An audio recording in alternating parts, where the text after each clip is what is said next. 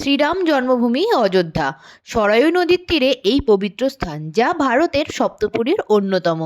আর এখানকার মূল আকর্ষণ অবশ্যই ভগবান শ্রীরামচন্দ্রের জন্মভূমি, যেখানে দীর্ঘ আইনি লড়াই চলার পরে অবশেষে সুপ্রিম কোর্টের নির্দেশে শ্রীরাম মন্দির নির্মাণ হয়েছে। এবং তোমরা সবাই জানো, এই জানুয়ারিতেই এই রাম মন্দির উদ্বোধন হতে চলেছে। আর এখানে আরও কী কী জিনিস স্পেশাল সেটা তোমাদের সাথে একটু ডিসকাস করে নেওয়া যাক।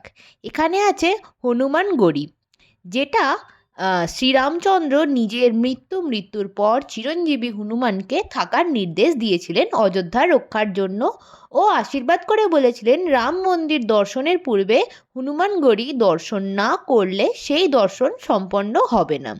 এছাড়া রাজা দশরথের মহল, যেখানে রাম, লক্ষ্মণ, ভরত, শত্রুঘ্ন 4 ভাই বেড়ে উঠেছেন, ও কনক ভবন, যেটা মহারানী কইকেয়ী মা সীতাকে তার বিয়ের উপহার দিয়েছিলেন।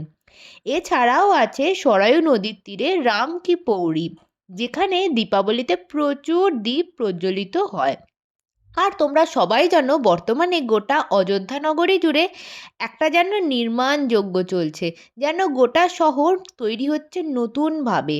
চওড়া রাস্তাঘাট, নতুন হসপিটাল, পুরনো বাড়িগুলি ভেঙে নতুন বাড়ি, দোকানপাট, নতুন মেট্রো স্টেশন, নতুন রেলওয়ে স্টেশন, বাজার, নতুন এয়ারপোর্ট, সব মিলিয়ে রাম জন্মভূমি মন্দিরকে কেন্দ্র করে গোটা শহরটাই আন্তর্জাতিক মাত্রায় সেজে উঠেছে। আর এবার শেয়ার করে নিই পুরনো কিছু ফ্যাক্ট, রাম মন্দিরের পুরনো কিছু ফ্যাক্ট। হ্যাঁ, এই রাম মন্দিরের ওপর আঘাত আনা হয় 1528 সালে বাবরের নির্দেশে এবং সেনাপতি মীর বাকির নেতৃত্বে। রাম মন্দিরটি ব্যাপকভাবে ধ্বংস করা হয় কামানের সাহায্যে। ভালো মন্দিরের ওপর নির্মাণ করা হয় মসজিদ, নাম দেওয়া হয় বাবরি মসজিদ।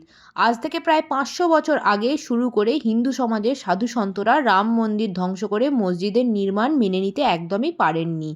অযোধ্যা সংলগ্ন হিন্দু রাজারা সংঘর্ষ করেন রাম জন্মভূমিকে পুনরুদ্ধার করার জন্য। পরবর্তীকালে 1934-এ হিন্দু রাজা, সাধুসন্ত, হিন্দু সমাজ মন্দির পুনরুদ্ধার করতে সচেষ্ট হয়। আর এই ছিল পুরনো কাহিনী। আজকের মতো ভিডিওটা ছিল এই পর্যন্তই। ভিডিওটা ভালো লাগলে লাইক, কমেন্ট, শেয়ার করে দিও। আর যারা আমার নতুন বন্ধু, প্লিজ সাবস্ক্রাইব করে দিও।